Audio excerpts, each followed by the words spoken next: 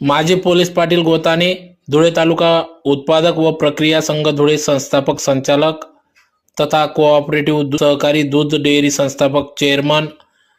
कैलासवासी अप्पासाहेब झिपानंदा पाटील मासुडे पुतळा अनावरण।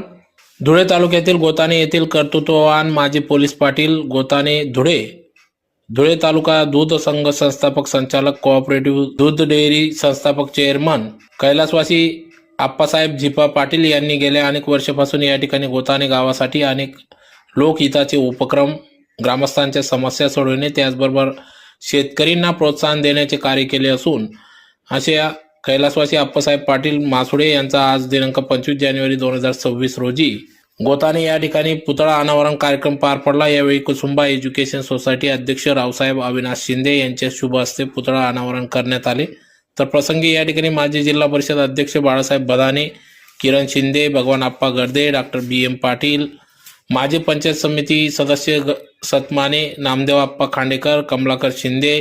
युवा नेते गणेश गर्दे, गणेशजी थोरात, त्रिमूर्ती विद्या संस्था सचिव तथा सरपंच गोताने भूषण पाटील, शिवाजी रुपनार आदी मान्यवर पदाधिकाऱ्यांच्या उपस्थितीत या ठिकाणी पुतळा अनावरण कार्यक्रम पार पडला। तर मोठ्या संख्येने गोताने ग्रामस्थ,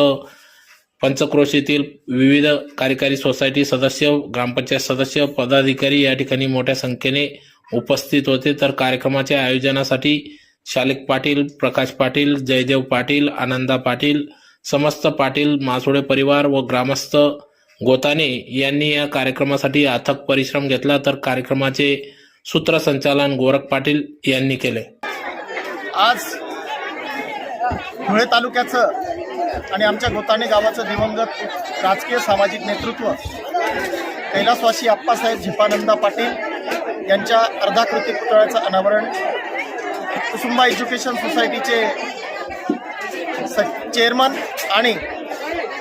आमच्या परिवाराचे कौटुंबिक जिव्हाळ्याचे संबंध असलेले रावसाहेब अविनाशजी शिंदे यांच्या शुभ हस्ते या अर्धाकृती स्मारकाचं अनावरण झालेलं आहे। धुळे तालुका दूध उत्पादक सहकारी संघाची संस्थापक संचालक, त्याचप्रमाणे गोताने कोऑपरेटिव्ह दूध डेअरीचे संस्थापक चेअरमन आणि गोताने गावात प्रदीर्घ काळापर्यंत पोलीस पाटील म्हणून ज्यांनी या गावाची राजकीय सामाजिक नेतृत्वाची धुरा सांभाळली ते कैलासवासी अप्पासाहेब झिपानंदा पाटील। या संपूर्ण आटकर धनगर समाजामध्ये कुठलाही कौटुंबिक वादविवाद असतील त्या ठिकाणी आप्पांना आवर्जून बोलवलं जायचं आणि आप्पा आणि काही तत्कालीन काही प्रमुख मंडळी, ही मंडळी जेव्हा एखादा वादविवाद मग तो मोठा असो छोटा